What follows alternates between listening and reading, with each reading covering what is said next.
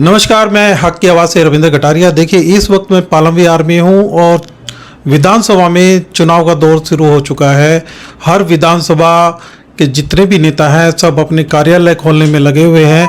लेकिन अगर गुरुग्राम विधानसभा की बात करें तो यहाँ एक नाम जरूर आता है नवीन गोयल का। उनके बड़े भाई डीपी गोयल मेरे साथ जुड़ चुके हैं और आज हम उनसे उनकी जो ग्राउंड लेवल की जो खबरें हैं उनसे हम बात करेंगे कि जो उन्होंने कैनविन फाउंडेशन लोगों की भलाई के लिए खोला है, लोगों को एक सस्ते दामों में जो हॉस्पिटल है उनकी ओपीडी या उनके बारे में सब चीज़ हम जानने की कोशिश करें। डीपी साहब, आपका स्वागत है सर। धन्यवाद कटारिया जी। हक की आवाज़ के सभी व्यूअर्स को मेरा नमस्कार और आपका धन्यवाद, आप मेरी बात को लोगों तक पहुंचा रहे हैं। डीपी सर, आप जैसे कैनविन फाउंडेशन से जुड़े हैं, आपके अंदर ये भावना जगी है कि यहाँ के जो हॉस्पिटल्स हैं बहुत महंगे हैं, पहली बात। और जो जितने भी जो छोटे पहले क्लिनिक थे वो 1500 से कम फीस नहीं होती। आपकी ओपीडी 100 रुपये लेती है मात्र। एक आम आदमी भी आपकी ओपीडी में आ सकता है, सस्ते इलाज करवा सकता है। रविंद्र भाई, आप इस बात को खुद समझ सकते हैं कि अच्छी स्वास्थ्य सेवाएं हर परिवार को मिलनी चाहिए। और इसमें गरीब हो, अमीर हो, कहीं कॉलोनी में रहता हो, सेक्टर में रहता हो, कहीं वो डीलफ में रहता हो, कहीं ना कहीं बीमारी शिमारी आती रहती हैं। और इस बात को देख के भी बड़ा एक जब हमने आंकड़े निकाले तो गुड़गांव में करीबन 70 से 75% आबादी ऐसी है कि जहाँ पे 15,000 से 50,000 की इनकम वाले लोग रहते हैं। एक परिवार में 4 मेंबर मान लो एवरेज में, और साल भर में किसी न किसी को बुखार, खांसी, जुकाम, क्योंकि पोल्यूशन ज़्यादा है, बीमारियां कहीं ना कहीं होती रहती हैं। एक परिवार में एक महीने में साल के किसी एक मेंबर को बीमारी आ जाती है। बीमारी भी आप बड़ी छोड़ दीजिए, बुखार ही लगा लीजिए तो 10, 15, 20 हज़ार से कम बुखार उतरता नहीं है। और कोई बड़ी बीमारी आ गई तो समझ लीजिए कि उसका क्या हाल होगा। इतने महंगे महंगे अस्पतालों के बिल हैं, समस्याएँ बहुत हैं। तो 15-20 हज़ार का बिल यदि एक परिवार को एक महीने साल में देना पड़ जाता है तो सारी साल का बजट खराब हो जाता है। आदमी की इनकम जितनी है उसकी ईएमआई उस हिसाब से सेट है। हम बहुत कॉमन ग्राउंडेड बातें करते हैं। तो उस दर्द को देखते हुए हमने प्रयास किया कि क्या हम हेल्थ के सेक्टर में कुछ कर सकते हैं कि लोगों को कुछ सहारा मिले। एक और नहीं तो केवल एक संकेतात्मक तरीके से कि हमने कोई प्रयास किया। तो जब हमने प्रयास किया इस क्षेत्र में, तो जैसे जैसे हम इस क्षेत्र में आगे बढ़े या इसके अंदर डीप जाने की कोशिश की तो मुझे लगा कि इसमें ज़रूरत और ज़्यादा है। हमने हॉस्पिटलों से टाई अप करना शुरू किया, एक डाटा बनाया कि कहाँ ये सेम बीमारी का इलाज सस्ता हो सकता है। अलग अलग हॉस्पिटलों से टाई अप करके वहाँ हमने इलाज में कुछ छूट करवाने की कोशिश की। लेकिन हम देखते चले गए कि 1000 वाला काम हम 700 में तो करा रहे हैं, लेकिन 700 से कम कैसे हो सकता है। फिर हमने छोटे हॉस्पिटलों से टाई अप किया जिसकी 500-600 रुपये फीस है, उसको हमने 300-400 रुपये में लाना शुरू किया। लेकिन हमने देखा कि इससे भी कम की हमारे को ज़रूरत है। तो जब हमने पॉलीक्लिनिक का मॉडल शुरू किया कि अलग अलग इलाके में छोटे छोटे हमारे ओपीडी सेंटर होने चाहिए, उसके बाद देखते देखते अब पिछले 5 सालों में लोगों का आशीर्वाद रहा। आज 5 पॉलीक्लिनिक हैं, एक आरोग्य धाम है, एक आरोग्य रथ है।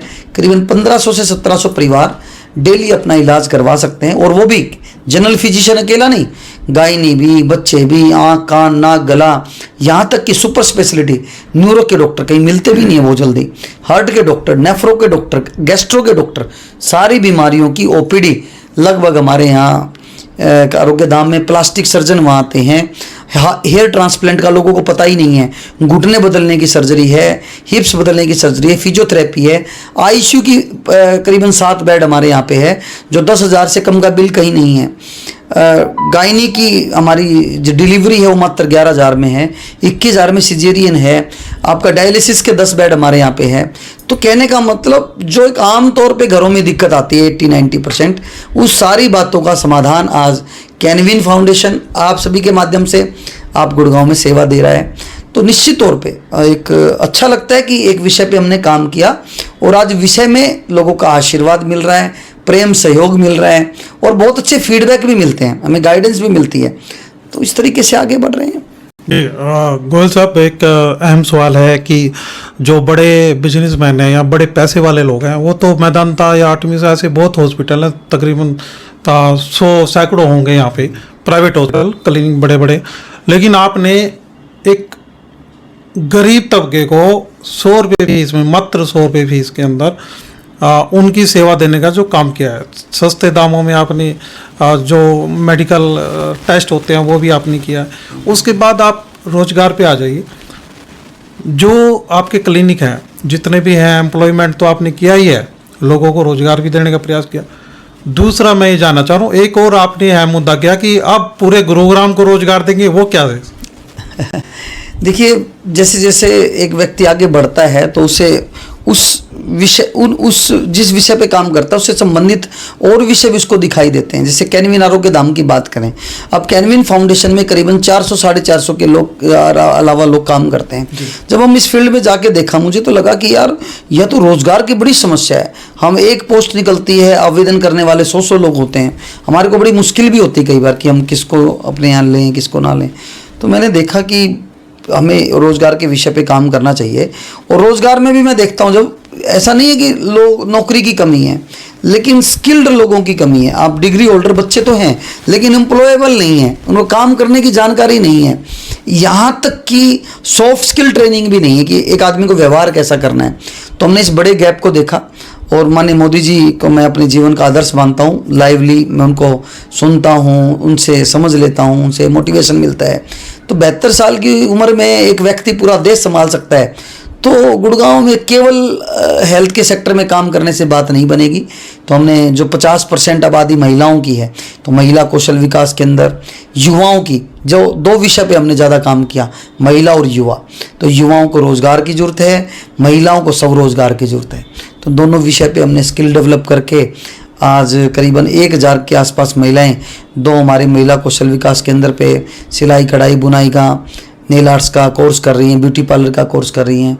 उससे वो अपने पैरों पे खड़े होने लायक बन रही हैं, कहीं नौकरी के लायक भी बन रही है।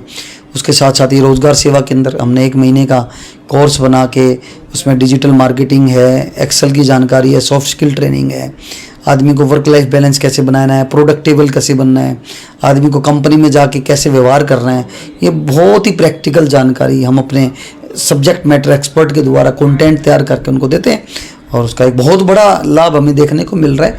हमने 2000 युवाओं को इस साल 2024 में नौकरी देने का एक लक्ष्य रखा है। हमारी टीम लगी हुई है।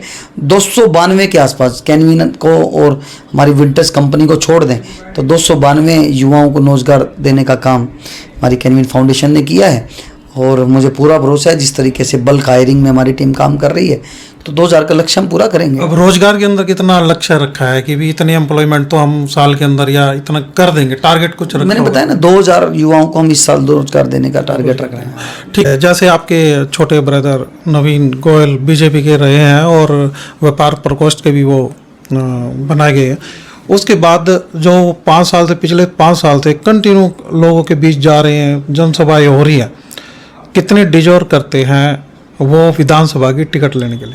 देखिए, वो तो पब्लिक बताएगी डिजर्व कितना करते हैं, लेकिन जो हमारे हाथ में होता है कि एक सच्ची नीयत के साथ, ईमानदारी के साथ, अपनेपन के भाव के साथ, ओनरशिप लेकर एक प्रयास करने चाहिए। मुझे ऐसा लगता है कि प्रयासों में हम दोनों भाइयों की कोई कमी नहीं है। हमने देखा कि बहुत नेताओं को हमने गहन अध्ययन किया कि मीटिंग बुलाना, गुलदस्ते इधर से उधर करना हमारा इस मामले में माना नहीं है। आप पब्लिक में मीटिंग करिए, लेकिन मीटिंग के अंदर प्लानिंग करिए कि आप उस एरिया के लिए क्या काम करने वाले हैं। आज भी जो हम जनसंवाद बैठक रखते हैं उसमें हम जनसंवाद करते हैं कि इस एरिया की प्रॉब्लम्स क्या हैं, उसका समाधान भी क्या है, वही हमें समाधान बताते हैं। फिर उस समाधान पे हम काम कैसे करेंगे, इस पे हम अपनी वर्किंग करते हैं। तो करीबन बहुत सारे ऐसे काम हुए पीछे जो हमने प्रयास किए तो काम हुए।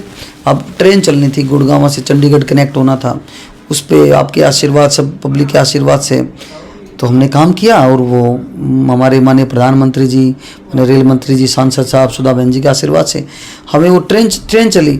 295 करोड़ की लागत से ये अपना रेलवे स्टेशन का पुनरुद्धार होने वाला है, जीर्णोद्धार होने वाला है। एक वर्ल्ड क्लास आप देखेंगे रेलवे स्टेशन बन रहा है। हमारी जो हम प्रयास करें उस पर काम जरूर होता है। हमने बहुत सारे ऐसे कत्थे थे, सेक्टर 10 के सामने सेक्टर 37 में बहुत बड़ा कूड़े का ढेर लग गया था, वहाँ 37 और 10 में रहना बड़ा मुश्किल हो गया था। आपको खांडसा रोड पे हमने एक खत्ता बिल्कुल ख़त्म करवाने का काम किया, बच्चों को वहाँ प्ले ग्राउंड बना के दिया। 2 रामगढ़ उत्तराखंड की बसें चली, 2 बस आपकी खाटू श्याम जी के लिए चली, एक ट्रेन हमारी खाटू श्याम जी तक कनेक्ट हुआ, करीबन 12 रेलों का हमने यहाँ गुड़गांव में स्टॉपेज करवाया, फर्रुखनगर बंद कर दिया था बिल्कुल, फर्रुखनगर दोबारा हमने कनेक्ट करा। तो काम बहुत हुए हैं और day to day routine life में तो करीबन 2000 के आसपास 2500 के आसपास क्वेरीज पे हमने काम किया, जिसमें शिविर के ढक्कन टूटे हुए हैं, शिविर जाम है, रोज़ की रोज़ प्रॉब्लम है, रोड बिजली पानी शिविर की है, कानून व्यवस्था की। डेली के करीब 70 से 80 कॉल्स हमारे पास, हम इस तरह की क्वेरी सुलझाने का काम करते। CSC सेंटर करीबन 6 CSC सेंटर हमने अपने बनाए, जिसमें कोई Aadhaar card, PAN card, ration card, आजकल डॉक्यूमेंटेशन में बहुत दिक्कत है, तो उसमें भी लोगों को राहत तो मिलती ही है। मतलब कहने का मतलब ये है कि जब भी आप जनप्रतिनिधि बनना चाहते हैं तो पब्लिक आपका साथ क्यों दे, इस कारण को बड़ा करना है। आप ये कहें कि जी मुझे आप बनाइए, फिर बनाने के बाद मैं काम करूंगा, तो पहले तो हम साल भर तैयारी करते हैं ना, फिर हमारा एग्ज़ाम होता है, फिर आप उस एग्ज़ाम को पास करने के बाद क्या करते हैं वो आपका विषय है, लेकिन तैयारी में आपके सबका साथ चाहिए, घर वालों का साथ भी चाहिए, फिर आप डिजर्व भी करने चाहिए कि आप इतने नंबर लेंगे, आपको मास्टर जी नंबर ज़्यादा क्यों दे। तो आप अच्छे स्टूडेंट भी रहे हैं स्कूल में, आपने अच्छे से पढ़ाई भी की है, तैयारी भी की है, फिर आप एग्ज़ाम देने जाते हैं। तो हमारा एग्ज़ाम पिछले 5 साल का था, हमने तैयारी की है, अब नंबर देना जनता जनार्दन का काम है। सर, एक राजनीतिक का तीखा सवाल मैं आपसे पूछना चाह रहा हूँ कि बीजेपी भारतीय जनता पार्टी के अंदर बहुत सारे विधानसभा को कोशिश कर रहे हैं कि टिकटें मिले, क्योंकि बहुत सारे लाइन में खड़े हैं। अगर नवीन गोयल को टिकट नहीं मिलती है तो क्या चुनाव फिर भी लड़ेंगे? मुझे ऐसा लगता है कि ये प्रश्न आज गुरुग्राम की हर जनता का है, लेकिन मैं आपको बता दूं रविंद्र भाई कि हमें जो हमारी पार्टी है ये हर कार्यकर्ता का सम्मान करती है और यहाँ किसी की मेहनत बेकार नहीं जाती। मतलब आज बहुत सारी पार्टियाँ हमारे को ऑफ़र भी कर रही हैं या बात भी रखती हैं कि आप, लेकिन हमारा बिल्कुल हमारी पार्टी की रीति में हमारा पूरा भरोसा है और पूरा ऐसे हमारी पार्टी के एक छोटे से कार्यकर्ता को मुख्यमंत्री बना सकते हैं, प्रधानमंत्री पद तक जा सकते हैं। तो हम पार्टी के एकदम वफादार सिपाही हैं और पार्टी के लिए काम कर रहे हैं। हमें पूरा भरोसा है कि जिस तरीके से पार्टी के हर काम को नवीन भाई को पर्यावरण संरक्षण की जिम्मेदारी दी, व्यापार प्रकोष्ठ की जिम्मेदारी मिली है, उससे पहले फिरोजपुर जिरका के इलेक्शन का प्रभारी बनाया था, उससे पहले बागपत इलेक्शन में नवीन को प्रवासी उसके लिए काम मिला था। तो जो हमें काम मिला हमें पूर्ण ईमानदारी के साथ काम किया है और आज पार्टी में इस बात का जिक्र भी होता है। तो लोकतंत्र में टिकट मांगना हर व्यक्ति का अपना अधिकार है, बट पार्टी हमारा सम्मान करेगी, इस पे कोई दूसरा प्रश्न बनता नहीं है। हम पार्टी के सच्चे सिपाही, निष्ठावान सिपाही हैं, हम कार्यकर्ता बन के कार्यक्रम करते रहेंगे और पार्टी की नीति पे चलते रहेंगे। पार्टी भी आशीर्वाद देगी और जनता का आशीर्वाद तो चाहिए, माँ शीतला का आशीर्वाद है। हमारी गाड़ी जरूर पार उतरेगी और हम गुरुग्राम में विधायक बनकर और अच्छे से गुरुग्राम के हर व्यक्ति का हम सम्मान भी करेंगे, काम भी करेंगे और जोर शोर से लोगों के बीच में भी रहेंगे और आपको ये पता लगेगा कि आने वाले 5 सालों में किस तरीके से गुरुग्राम में काम हो रहे हैं। तो ऐसा मुझे उम्मीद लगती है। जी, ये थे DP गोयल। देखिए, बड़ी ही लोगों की सेवा करने में तो कसर इन्होंने छोड़ी नहीं है। छोटे से छोटे, अच्छे से अच्छे क्लिनिक इन्होंने बनाए हैं और सेवा कर रहे हैं। लेकिन राजनीतिक पार्टी में आने वाला वक्त ही बताएगा कि नवीन गोयल कितने सक्षम हैं विधानसभा का टिकट लेने में। रविंद्र कटारिया, धन्यवाद।